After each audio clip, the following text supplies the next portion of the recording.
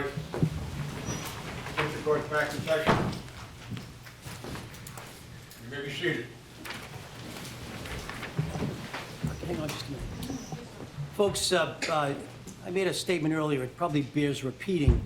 While you're all welcome to sit here and observe, no one should interfere or interrupt these proceedings. If you do, you risk being held in contempt, which carries a fine or even incarceration in some cases, or certainly being removed from the courtroom. So by all means, sit and observe, but do not interrupt these proceedings.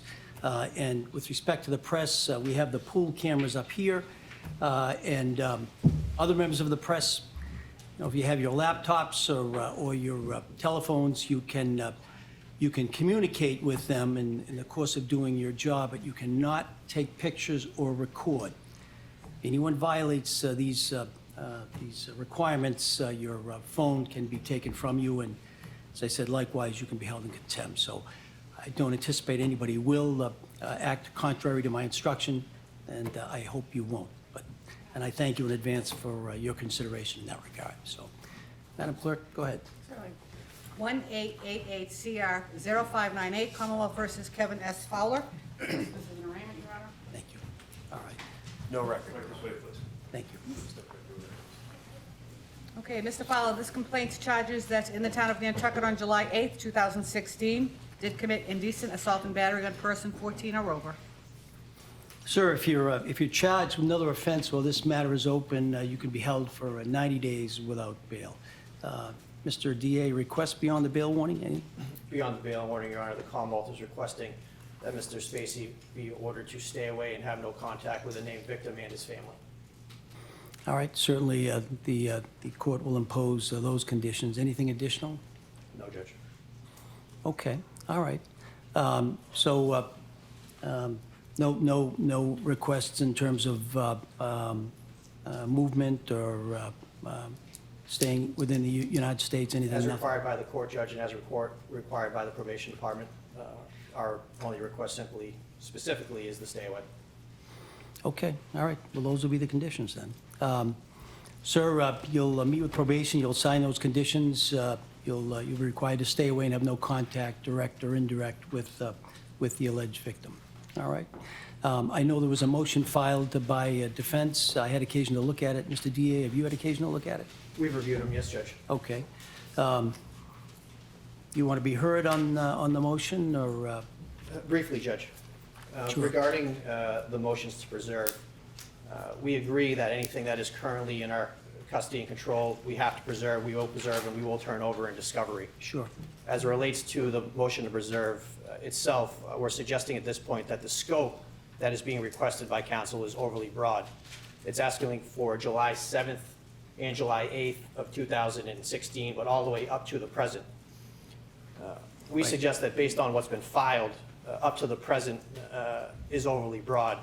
The affidavits and the motion suggest that Mr. Little and his girlfriend or another individual were texting contemporaneously on the 7th into the 8th.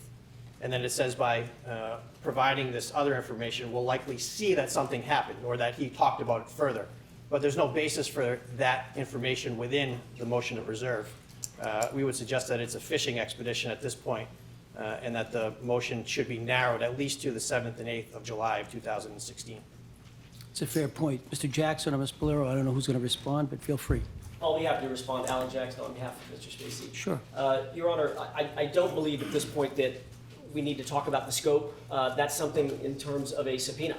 In other words, what I subpoena or what I serve on those individuals might require a discussion or some litigation about the scope. All I'm asking at this point is that we preserve it. In other words, this is data that we believe is not only potentially exculpatory, but likely exculpatory for Mr. Spacey. I simply don't want to see any of that data deleted, destroyed, even inadvertently, or in other words, in any other way manipulated. I don't think it's a burden at all on the Commonwealth, nor on the two individuals named in the motion, MD and the complaining witness, to simply say, I'm ordering you not to destroy anything, so that Mr. Jackson, Ms. Bolero, the Commonwealth can litigate in front of the court at some point whether or not there is exculpatory information that leads all the way up to today. In other words, all I'm asking for is just to put a bubble around that data so it doesn't get destroyed. I'm not saying I get it yet. I just don't want it destroyed yet.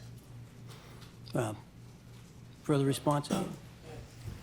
We can only control, Judge, at this point, what's in the care, custody, and control of the I understand. Commonwealth. Right.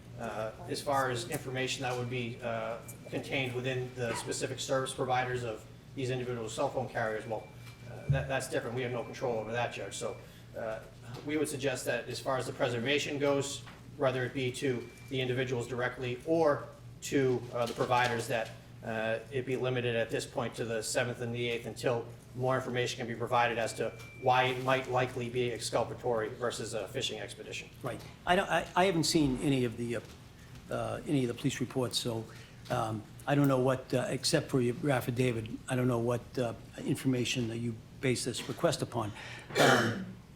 I do think that the 7th and 8th, certainly it would be appropriate, the time span to preserve the evidence, but I understand that even if the motion is allowed, it can be modified down the road and can be tightened up. And so I'm inclined to allow the motion. I don't know that I'm going to do it all the way up until, from the 7th and 8th up. I mean, I may give you maybe 6 months' worth of preservation, but I don't know that I'm going to require that everything be preserved. Go ahead. Well, certainly at this point, that would be satisfactory. 6 months' worth of preservation, I think, is better than nothing, and Yeah. I'm certainly willing to accommodate the Commonwealth and the court's All guidance right. on that. So from, was it July 7th? July 7 and 8 of 2016. Okay. And 6 months thereafter. All right, and 6 months thereafter, the motion will be allowed, at least there'll be a requirement that the cell phones, and I think the cloud-based, Cloud data. and then some passwords, et cetera, that all be preserved. As I say, that's subject to further modification, one way or the other, depending upon what is discovered during the course of this matter, so. Thank you. All right, we have a further date, gents and ladies that work? We haven't discussed one yet. If you could confer with counsel. Go ahead. I think we can come up with a date in just a quick Go ahead, second. sure. Sir, you can be seated. You don't need to continue to stand. Thank you.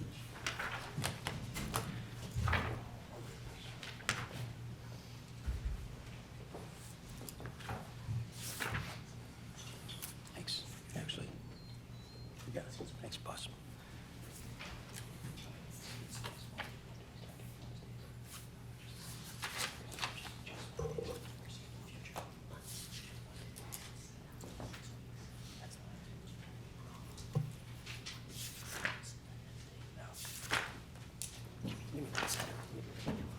Your Honor, may I consult my cell phone real quick? Sure. It's got my calendar on it. I apologize.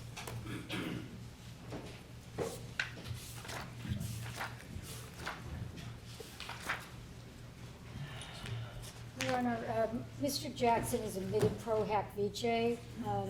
I am local counsel on the case. Are you going to require my appearance, an appearance from someone from my office at all proceedings? Are you in already? I know you came in so that he could enter the Pro Hoc Vice, but is there? Yes, I do have a notice of appearance on file, and Mr. Jackson was filing one today as well. So your appearance is already in? My appearance is in. Well, we'll leave it there. Thank you. Counsel.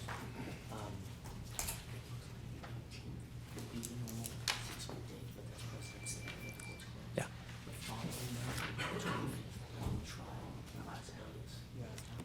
Can we do it before March? That's fine. That's okay, yes. Your Honor, if it pleases the court, counsel and I have discussed informally a date of the 4th of March, which is a Monday. I understand that's most convenient for the court. Yeah, that's right. That's, jury week is in February, so March 4th would probably work. And counsel and I also discussed off the record, and I would ask for the court's guidance on this. He has no objection, the Commonwealth has no objection to Mr. Spacey not making that appearance. I can make that appearance on his behalf, along with Ms. Valero, if need be, without him having to to be there on that date. if No, and that's okay. fine. His appearance can be waived. However, he should be, the rule requires that he be available, so he should at least be on the other end of the phone if there's some reason that he needs Absolutely. to be contacted. Absolutely. But his appearance can be waived. Okay. Sure, Thank you. And Thank can we you. schedule that, Your Honor, for 11 a.m. again? sure.